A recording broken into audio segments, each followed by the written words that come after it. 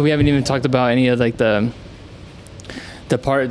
phase where I felt like, holy shit, like this whole time there's been this like emasculation happening in non-intentional ways. You know, I never meant to, when I brought it up to her, like I never meant to like blame her and say that you're doing this to me and you're I did use some pretty bad language, like, you know, like she was like a horrible wife, and because I would feel like I got to a point where it was just like really, really bad, where like I was like now angry and resentful and like all that. Then it got to a point where I was using like, I was saying some really mean things. Like, I don't know if I shared this with you. I've shared it with a couple people that I've talked to about it, was that like I felt like I was carrying a sack of rocks like for a long time. And I think it's unique to our situation in that like I was the sole provider. So like I was the only one working. We were literally had these like typical gender roles, right? Like I was the one working and she was the one at home with the kids. And so as I don't think that is the most ideal.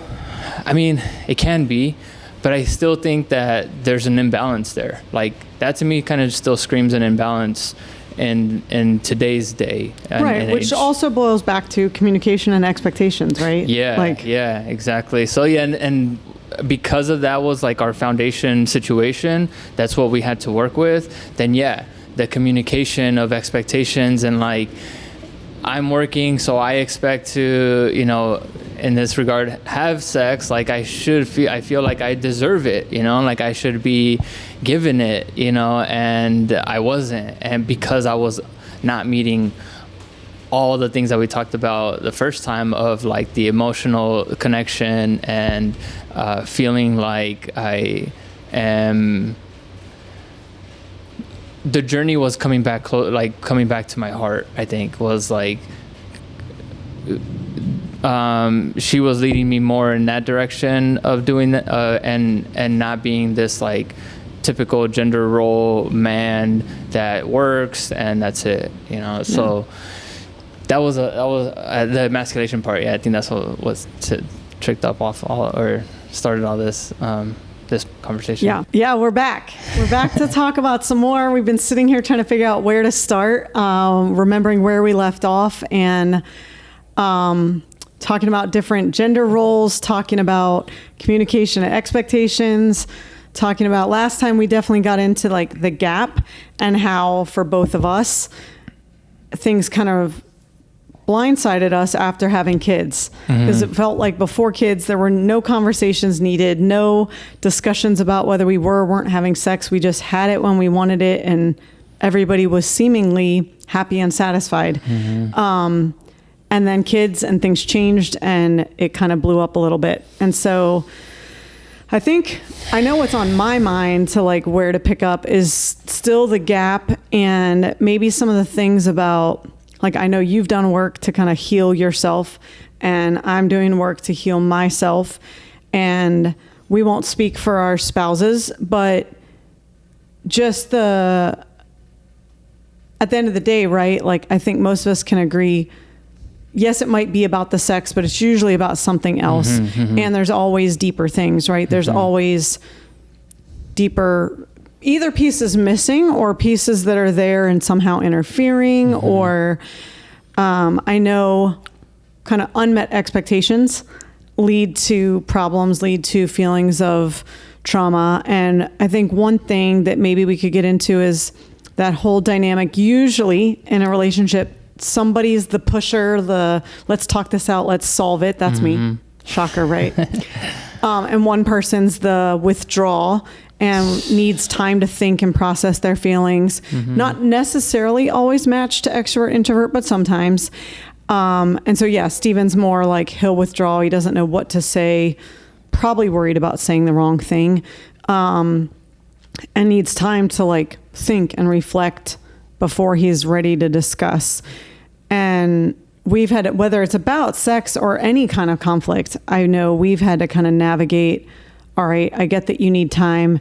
Can we at least plan I can't have it be indefinite. Like that's just pure torture. That's what would happen. Right. Yeah. Like we would just like, I wouldn't, it was this thing of like, well, because I felt like, well, if she's not making the effort, the initiative to talk about it, then to me that equaled that she didn't care. So which one of you withdraws more?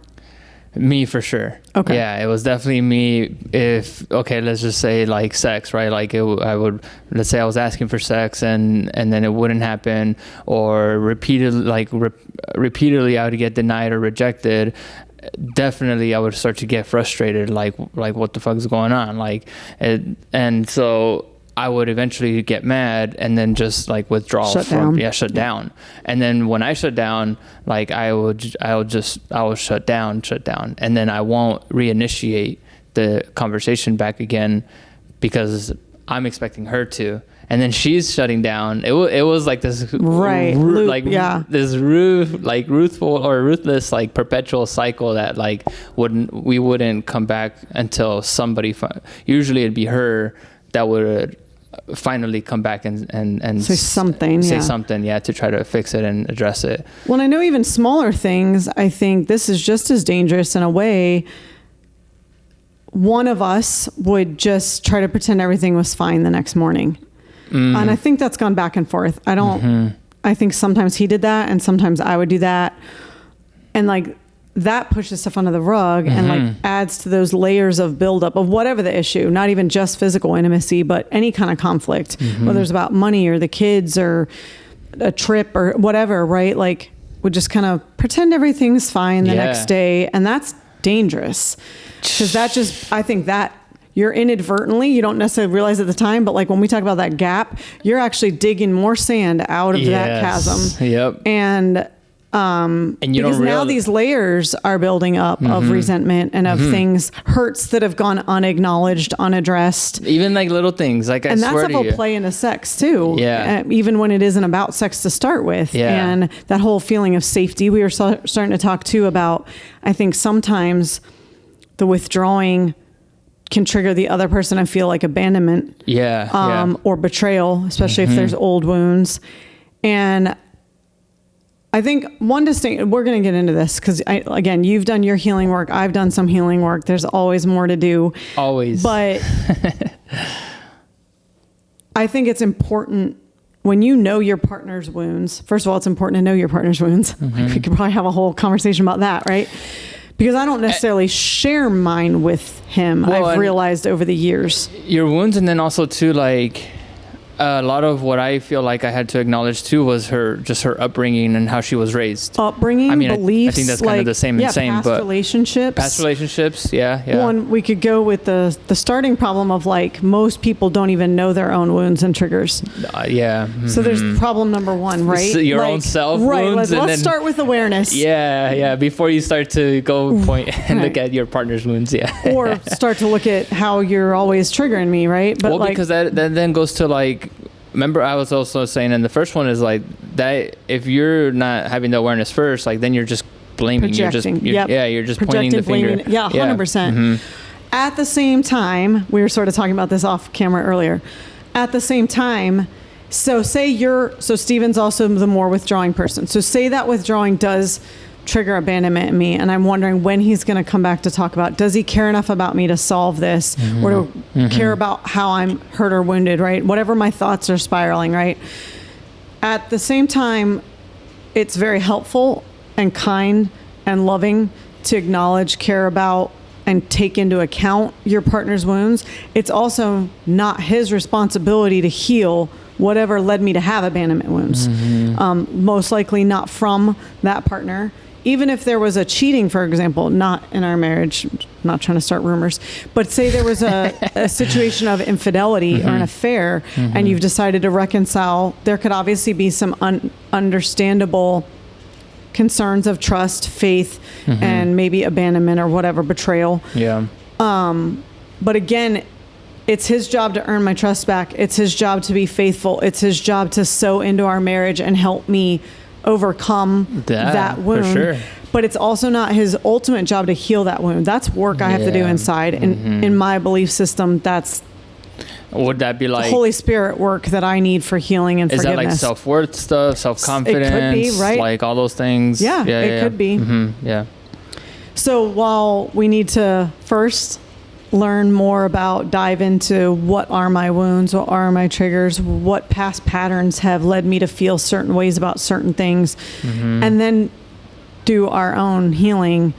Like, yeah, it's sticky because I want to make sure we're not like indicating that we have to heal each other, because that's not the way a healthy relationship works. No, yeah. But you can contribute to it. What it is like you triggered them. Right. And like, or the opposite partner triggers those wounds, and like you said, like maybe there is some responsibility on the partner that triggered the wound to, like, you know, maybe say I'm sorry, or you just kind of have a good conversation or good communication around that. But then ultimately, like you're saying, it's like, whoa, like being able to look at self and be like, whoa, what was that about? You know, that was something that like was triggered because of maybe my last boyfriend or something, or my last relationship or something, or in a lot of cases too, it's like my upbringing, or just I think a lot of it is still like the relationship with the father, you know. For sure, on both sides. Like it could be men with their moms, but also men with their dads, and then women with their, like, so much, right? And I grew up without a dad, so we could dissect that one. But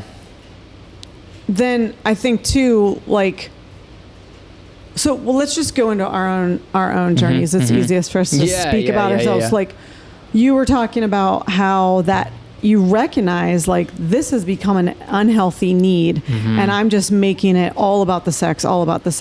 What's some of the healing that you've been able to do, Angel? Like, how did that journey go for you? Yeah, that was, I think it started, and that's good that you bring that up too, because I think we're talking about healing, and like, wow, what does that actually mean? Like, what is healing? Because I think that, I feel like there's more awareness around it, or there's beginning to be more awareness around that.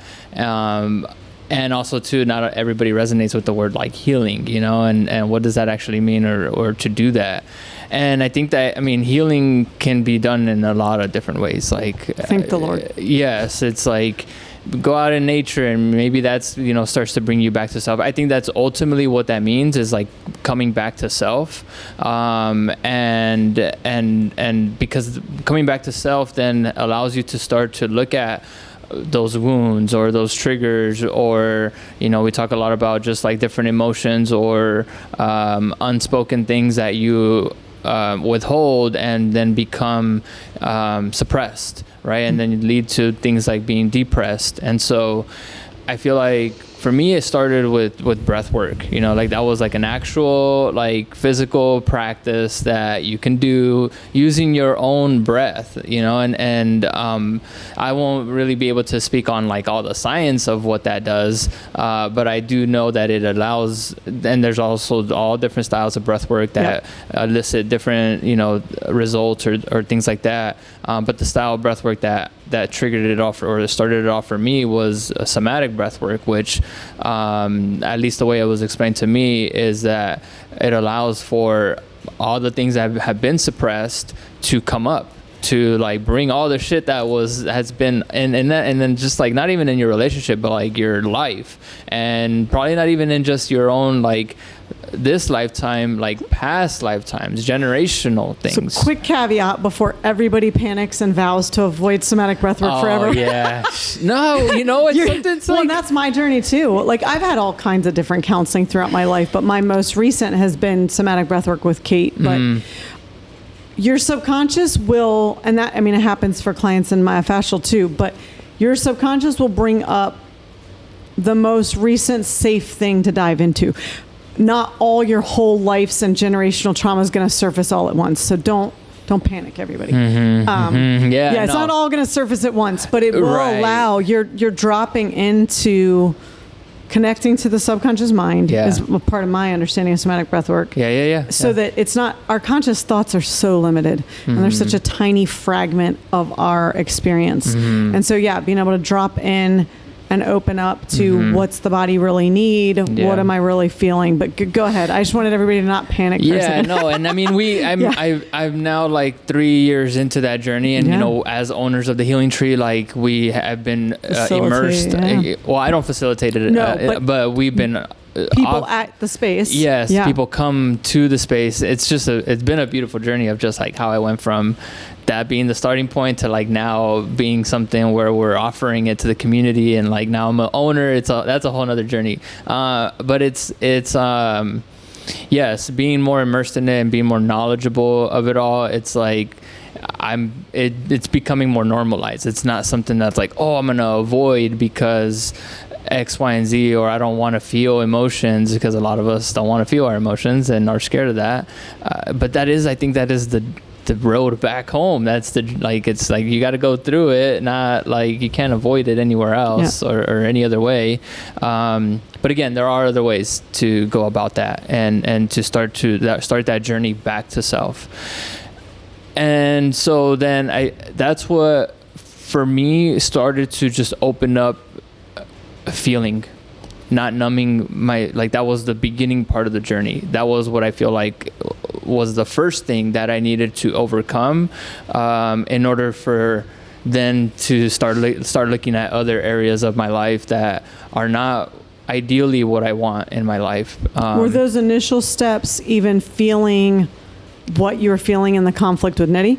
Mm-mm. No? Nope. It was all to do with my mom. Okay. Yeah. So all the pain and all the trauma of losing my mom at 16 and like numbing that away, you know, that was like the beginning. At 16 years old, that was like the first time that I started to create this behavior of shoving things under the rug and not and just like, you know, not acknowledging it, not fully feeling it, not addressing it. Yeah, and just get over it. That was the first, you know, I mean, I don't know before that. I don't have much memory of my childhood, but at least the first significant behavior that I started to create that later on in life, because that ultimately, we talked about this earlier, is like, that was something that I did in our relationship, that early on, before the sex problems, before even before kids, like I would just get over things. I would just get over it, and I would just get on the next day and be like, you know, yeah, we were just gonna be continuing to be positive, and we're happy, and I love my marriage, and I love my wife, and I wasn't aware that I was just shoving things under the rug. And years later of all that, you know, that's when it came to that whole breakdown point of almost coming to that point of divorce of, that was like that whole buildup of just shoving things under the rug. So with breathwork, finally knowing and what that means to feel my emotions, to just be with it and then also too, as I learned later on, you know, because at first, this was the first time that I've started to feel this like really just overwhelming amounts of emotion. Like I really felt broken. I felt really depressed. And at that time, I thought that was bad. Like, I thought that was a bad thing, you know, and it's just, it's beautiful though. Like, you go through, when you start to learn that like these down periods, or, you know, when things are a little stormy, or you're going through a storm, like those things, the cliche things that they say, like, oh, you know, the storm will pass, and all these other sayings, like those are really real things. Yeah. They're not just a cliche thing. Like, it will pass, and this is here to teach you something. Yeah. This down period, or this like time that just sucks, or you feel depressed, like it's trying to teach you something, and you have to do that self-inquiry to look at, what is this trying to teach me? And again, I don't know about most men, but I think most men will just like not continue to dive deeper into that self-inquiry to see what is this trying to teach me, and I think will just lead to like, I'm broken and I'm depressed and I don't know what to do. So, man, I have so many questions. Okay, so, man, hopefully we can get Stephen on here, because I would think there would be some similarities for him of like, and I think men also we talked a lot last time about women's perspective and like all the different ways that we're constantly feeling unsafe in life. But by the same token, like men aren't expected, allowed, or given space to feel anything except anger, which just piles onto the unsafe feeling. Yeah. But so to feel emotional, to get into the subconscious stuff, to recognize things that I think too, like the whole, American way, pull yourself up by your bootstraps. Yeah. Like I know in the past, like Steven has told me when I've brought up like emotions or brought up him seeing a counselor or brought up things like that, he's like, well, my life's been fine, or like, I don't have anything to cry about. Like that kind of mentality of like, boys aren't allowed to cry, and you are supposed to just get over it and carry on and be grateful, and things aren't that bad, and so many people worse. So many people have it worse than us. Geez. And it's like that can be true, and you can be a mess. Yes. It's like, and I mean I know for myself, I used to not want to feel any emotion if I didn't know why. Like to just cry or to just let something overwhelm me. I hated that. I was like, why am I crying? What am I crying about? Like I wanted it to serve a purpose of solving a specific thing, and just learning that sometimes it's just steam coming off the pressure cooker, and sometimes it is waves of emotion, and sometimes it's the final letdown from something that happened weeks or years ago, and you're just now letting it surface. And so I too have chosen somatic breathwork as my most recent. I've done all different kinds of counseling therapies throughout my life, and like talk therapy. Yep, talk therapy, group therapy. I think I've had therapeutic releases and benefits just in my own yoga by myself. I've definitely had emotional releases and healing in myofascial sessions when I get worked on. And things released from the subconscious and processing old stuff that can happen on a physical and emotional level. But recently, the somatic breathwork sessions I do with Kate once a month right now. And we've kind of run the gamut from recent stuff to really old stuff to generational stuff to family stuff to... Sometimes it's not always it's not linear. It's definitely not linear. Yeah, exactly. I mean, I feel like sometimes it's like maybe something that you're like currently processing or working through, and so that's the thing about breathwork and what you mentioned earlier, that like, everything's gonna come rushing at once. Like it's not. It's what needs to be addressed, I think. Is what will come up, and that's something that I hear a lot, and what we say is like, what is meant to come up is what's meant to come up. And usually going into like a breathwork session, like you'll set an intention or something, and that's usually the case. But even what your intention is not what you're gonna what's actually gonna come up. Sometimes it's something completely different. Well, I'll often start with like a recent stressor, and then we cycle back to like, okay, where's the root of that issue for me? And sometimes it's something a couple years ago, and sometimes it's something childhood, like who knows, right? But like, and depending on movies and shows you watch, like you'll hear people talk about, healing your inner child, or and there's a ton of value to like, okay, my 8-year-old me, I had one session with Kate where a 6-year-old me was going through a thing, and a 13-year-old me, and then there was my today me, and they were having an interaction and some conversations and some healing and some awareness, and like my 13-year-old me was even bullying my 6-year-old me for a minute, and it's just this wild. Probably all sounds really weird insane to everybody. It's like, what the heck is going on? Right, but like that all happened in the course of 20 to 30 minutes of breathing and conversations and awareness and light bulbs. And I think the other beautiful thing I constantly try to share with clients about trauma, whether it's a big T, little t, you don't have to relive it to heal it. So yes, like I had little flashes of things from 6-year-old me and 13-year-old me, but they're more general felt senses. Like you feel angry, or you feel alone, or you feel the emotion. Yeah. You don't have to relive things that have happened to you. So I always want to bring that up for people that have had significant big T's. You're not going to have to relive that horrific car accident where you lost a loved one. You're not going to necessarily relive that rape or that.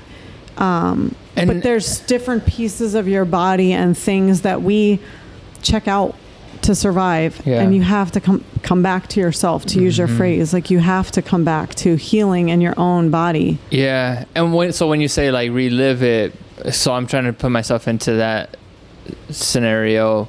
You remember it, right? You don't like necessarily re-experience. I guess that can be a danger with talk therapy, where you're re-experiencing it as you're talking through it, and it's like, it, and you this have is to like, let's get to where that emotion or blockage is living in your body, exactly, and set it free. Let it free. Yep. It's not a remembering of the details or a reliving of that experience. That and I think that's really a critical difference. So you're saying your big ahas and your big roots and things started with like your death of your mom at 16, which is obviously a huge life altering change and loss. How did that carry over into some of the things that were going on with Nettie and your like needs? Yeah. I think that, in a lot of ways, number one, I mean, there was abandonment there. Like, that's a huge one, because the times when I would get rejected or denied sex, like, that felt abandoned, that like it would kind of trigger that a little bit, and that abandonment feeling. This also, like, I don't know if I would say that like I wanted her to be my mom, but like I know that that's comment has been made. Like childlike needs in there. Like, but I know that in some ways I was looking for that, or like trying to it was feel like that, kind of that be nurtured, be cared for. Yeah, fill that void. Like 16, people like, oh, you were almost an adult. Nah, heck no. I'm older and I still want my mommy. I still call my mom for things, not every day, but definitely multiple times a week. Yeah, so that's going to feel like a massive void for sure. Yeah. And so I feel like and then because like she came into my life recently after, like it did feel like she initially, when I at that time it was like, oh, I'm gonna get over it. I'm gonna get over my mom dying, and that was kind of like, now I have something else new and happy in my life. Yes. Yeah. So that was kind of that, almost like, I don't know, like toxic, or like and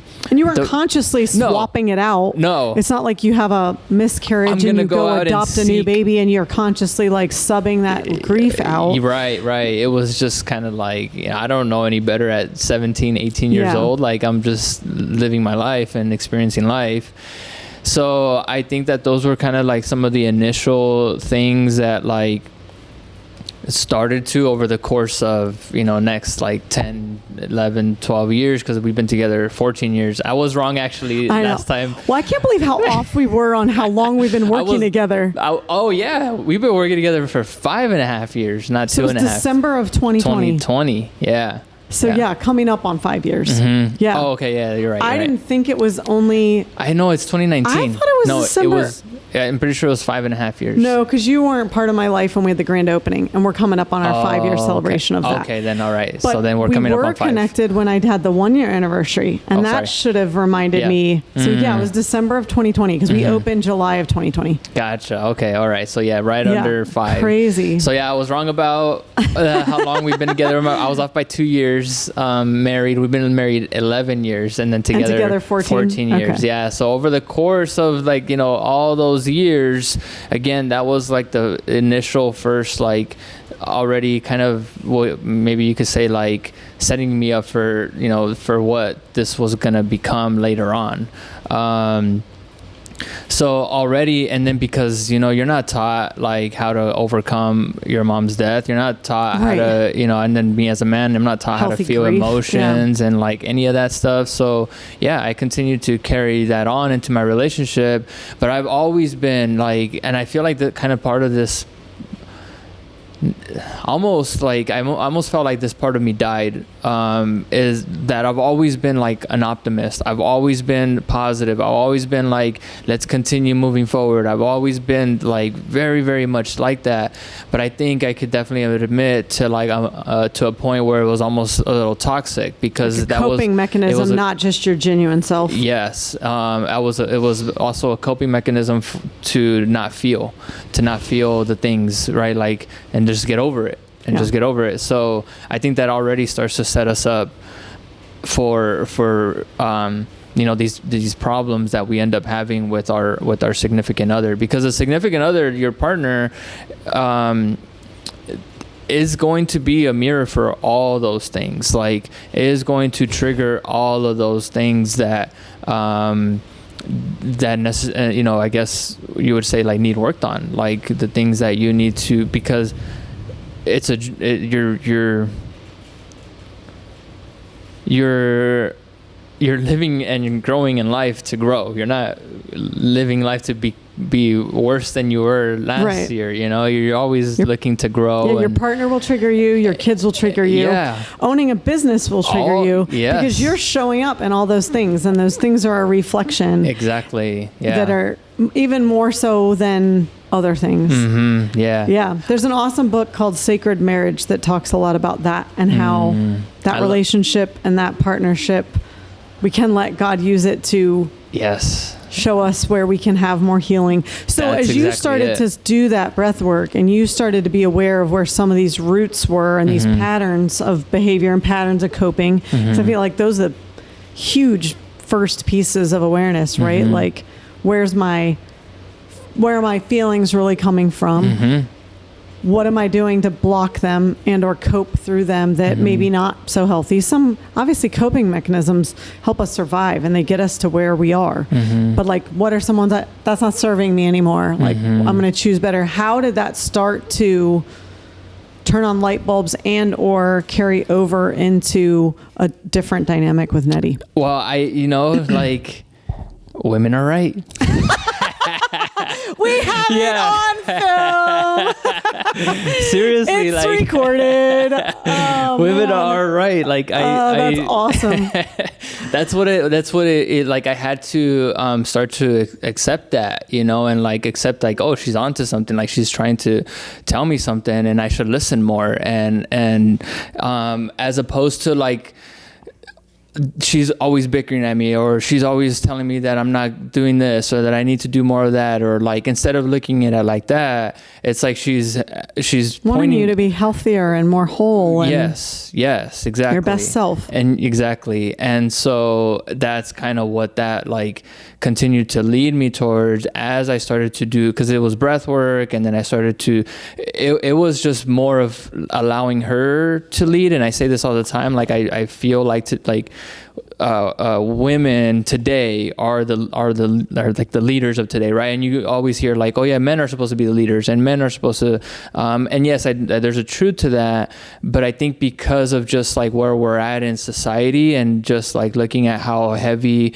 it's been, what is it, patriarchy? Is that like, men always like, dominating, yeah. Right? And so I think because it was very heavy patriarchy in the past, that now that like women are I say like this, like women are rising, women are stepping into their power, there is this kind of like overcorrection. I think that's Absolutely. Always how it happens, right? Yep. We've talked about that with the pendulum swinging. They don't magically come back into balance. Exactly. Yep. So there's this like overcorrection towards like now the feminine, the divine feminine, and yes, we talked about like then men feeling like now they're the ones being left out, and now we're the ones that are the problem, and it can feel that way. But if you admit and you be honest, like we have been the problem for a long time, So we have to, in a way, kind of correct those things, not correct them like I'm going to go out and fix all this. It starts with you. Right. Like it starts with like your own work, and that's how then like we start to, because when one man starts to do that work, then other men start to, like he's doing it. Keep talking about that, Angel, because we talked off camera also about the whole emasculation piece, and there's a ton out about toxic masculinity and toxic femininity and all the things. But how the healing, because when you can, it doesn't have to be about masculine or feminine, right? Like when you get to a place, and again, it's an ongoing journey, but when you're learning and growing to be your best self, and Nettie is learning and growing to be your best self, then it's not one or the other, it's how both rise. Like hopefully when the pendulum, I pray we live to see that in our lifetime, like when the pendulum is in a healthier, more balanced state, that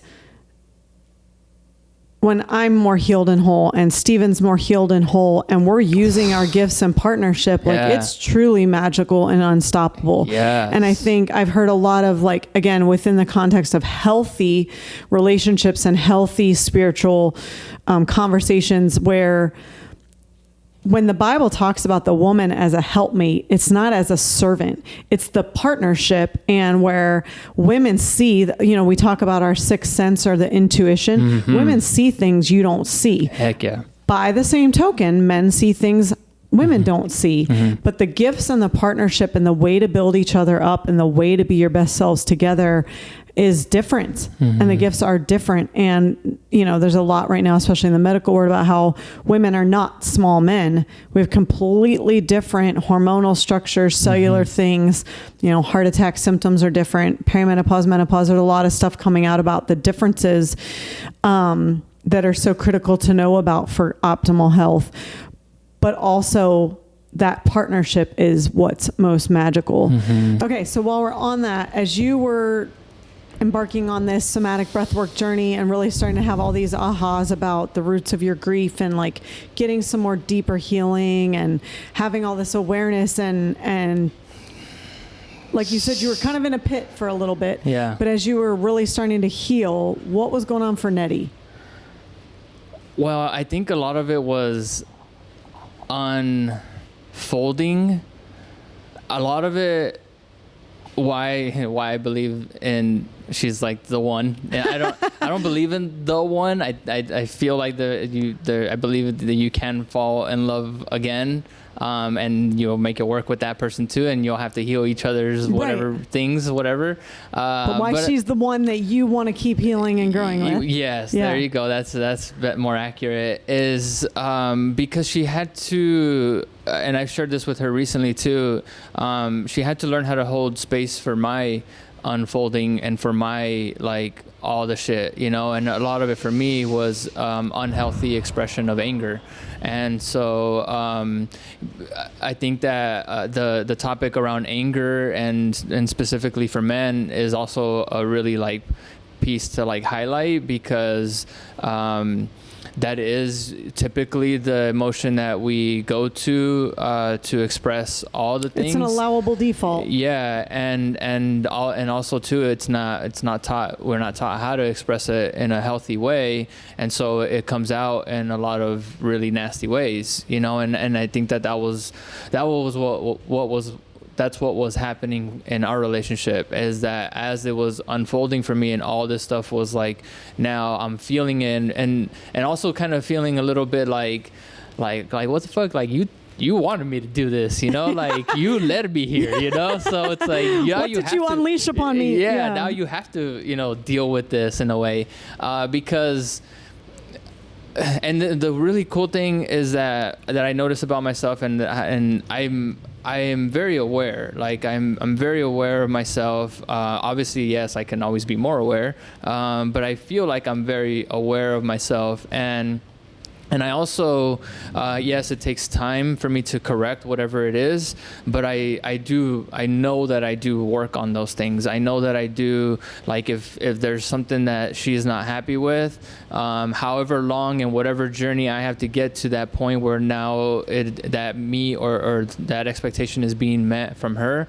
I know I can get myself there. And so yes, it was ugly, because messy. Can we go with messy? Yeah, it was messy because I was expressing myself in a lot of unhealthy ways with, anger, and that was not doing anything, because like even though my expression and my feelings were valid, like what I was feeling was valid, but the way that it was coming out was not effective. So it was, to her, it was like, you're an asshole. Possibly even additionally harmful. Yes, harmful, because I did create harm in doing so too. And because you weren't expressing what you really wanted or really wanted to say, you were unleashing years of pent a lot up. of it. Mm-hmm. Yeah, exactly. So of course it's not going to come out great.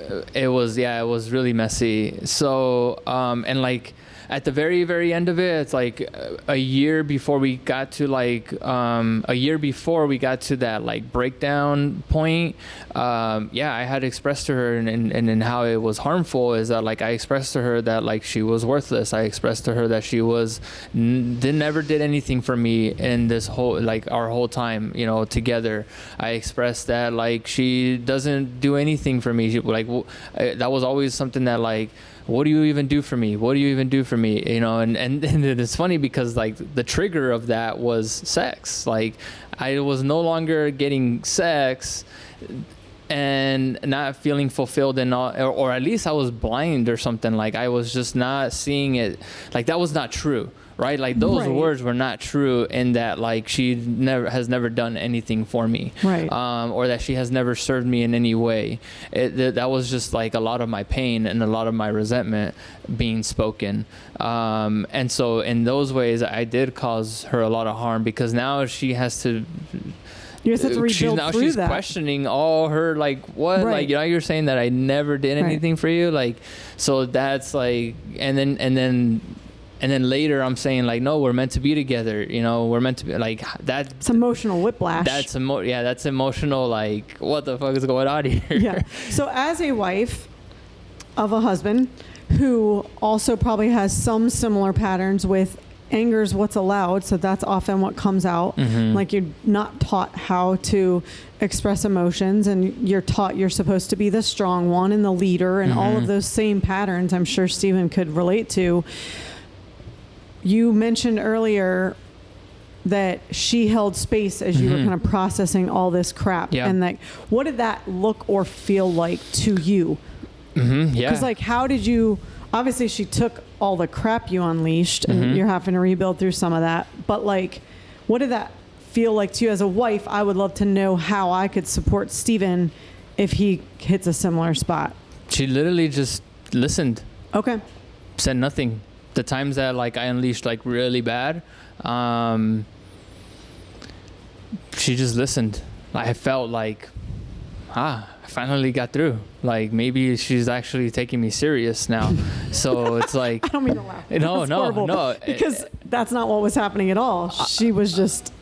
Well, she was. But you felt heard. That's the important part. Heard. Yeah. Yeah, I felt heard. And so I think that was like.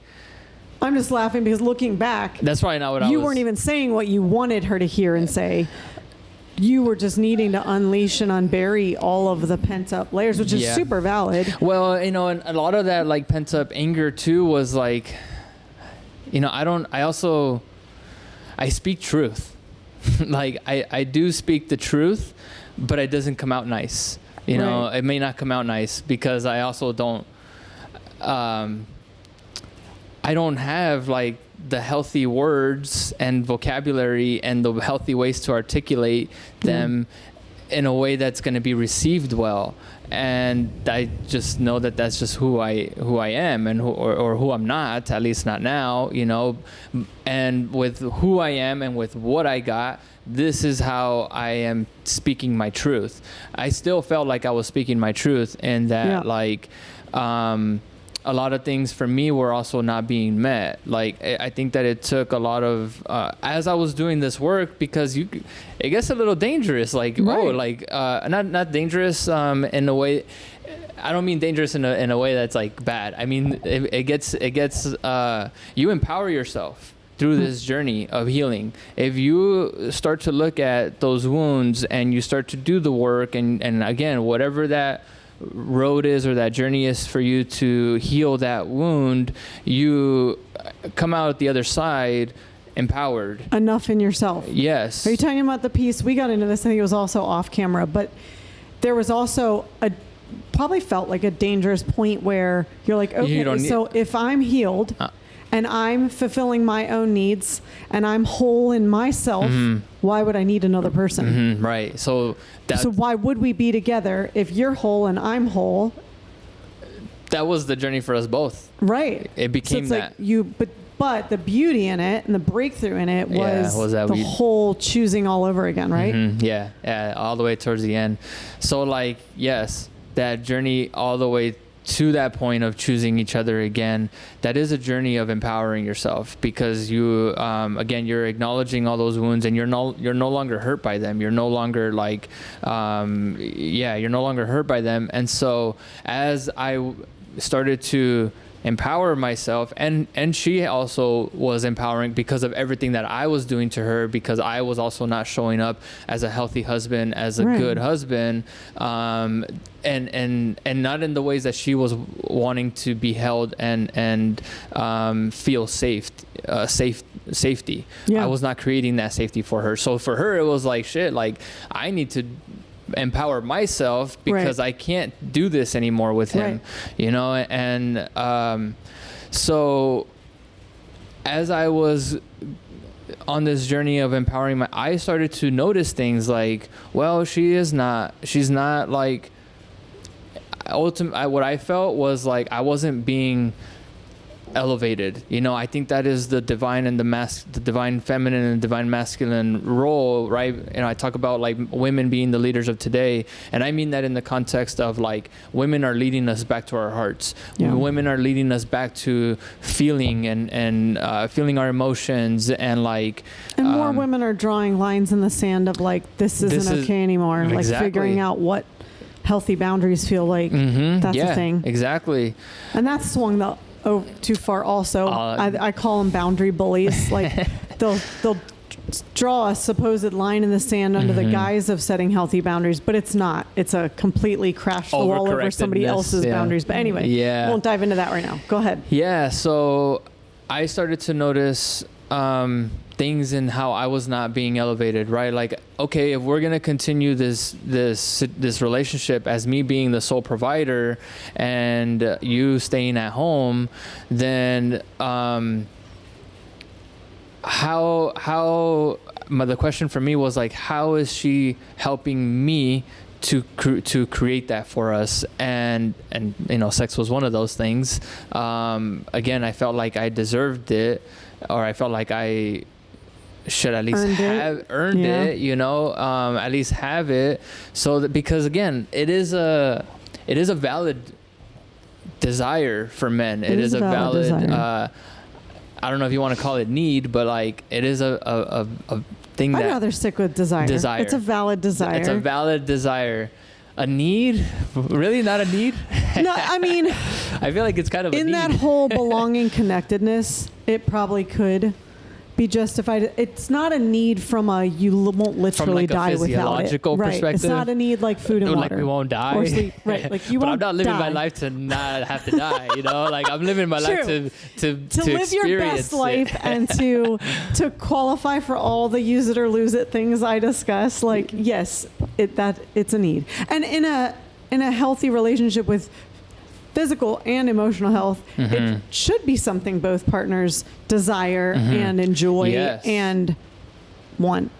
I think eventually that's what it becomes about, is like the quality over quantity, as opposed to just like I need it. Or like doing it as because we think we have to, or we know we have to do it, you know, for the sake of our marriage. No, I think it then becomes like, what is the journey for it to become a desire for us both? Right. Because and for what reasons? Yeah, exactly. Like I talk to clients all the time about what sex is worth having. And when women aren't experiencing orgasms, that's going to plummet in a heartbeat. But anyway, we won't tangent on that today, guys. We're going to stick with healing. So as you guys started to realize you could be okay without each other, that's the scary, I think that's the dangerous part we were talking about, or scary part of like empowering yourself. You want to be healed and whole as your own self. But then wait, what do we need each other for? Why would we choose this relationship? What were some of the pieces that showed up first for you? Again, we're trying to only talk for ourselves and not our spouses. And I have an idea about that, by the way. We'll get to that then. But what were some of the reasons you started choosing Nettie again? It's my belief. I think that the power of beliefs. But as opposed to going out and choosing someone else, why'd you choose her again? Still my belief. It still stems from losing my mom. Okay. That for me was like the last area of question. Like, okay, sex, I can get that from somebody else. I can fall in love with somebody else. I can have a relationship with somebody else. Like, all right, because I literally, like, and I'm pretty sure for her too, like, I will literally play it out. I played out the scenario of us not being together, and as much as it all sucked, all of it could be done. We can have, separate households, and there's plenty of families that do that, and absolutely all those things can be done.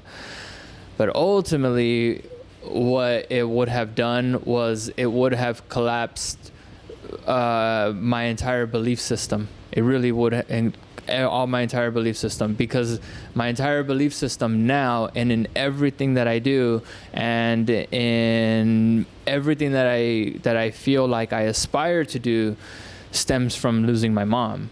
And so because I instilled this belief that my mom sent Nettie to me, that I instilled that in my belief system, and that my mom is the reason for all the things that have played out in my life, and all the opportunities and all the blessings. Like, I mean, just the fact that because my mom passed away, I literally went in a whole different direction. Like, I was a gangster when my mom was sick, like, or before my mom was sick.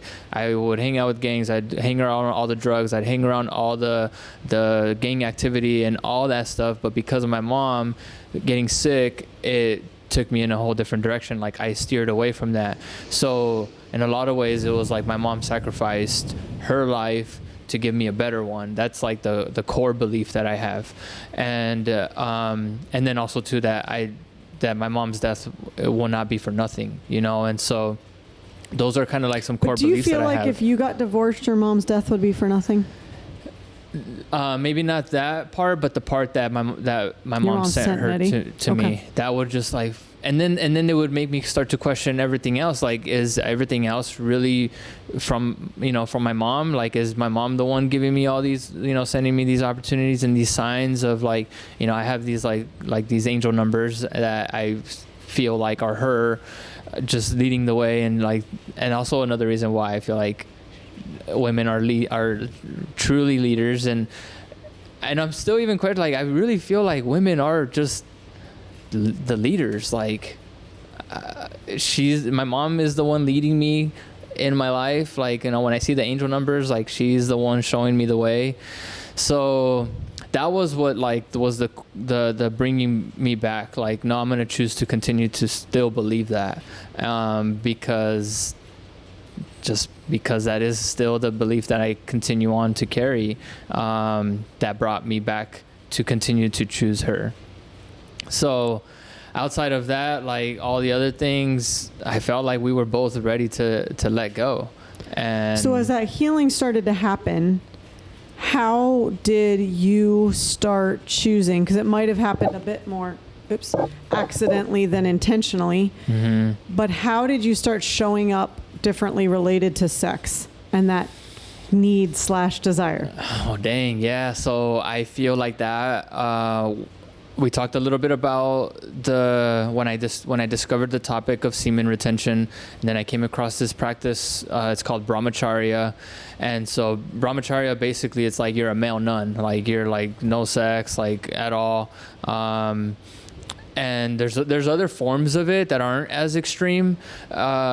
And then also too, brahmacharya doesn't really take into consideration sex within a sacred union, within a marriage. So, like, it's mainly for, like, single men that are kind of just having sex everywhere, or masturbating, or watching porn and things like that. So, but I'm grateful that I came across that, because I started to consume a lot of that content, and ultimately what it did for me was, like, when I learn of things like that, I don't take that as like, I have to do this. Like, right. I can it meet was it. more about Meeting. For you, wasn't it more about, from what you shared with me, it was more about like, wait a minute, this is a desire that I absolutely can have control over. Just like exactly. we're addicted to our phones. Like exactly. I can also go put that in the other room. I can also just let it die and not charge it. I can also not turn the TV on. Well, I can not go to the refrigerator. Like all of those disciplines, I can make sure I go to the gym. Yeah. It became more of that. Like you started to put it in that framework. Is that for accurate? Sure. Okay. Yes, for sure. And then also too,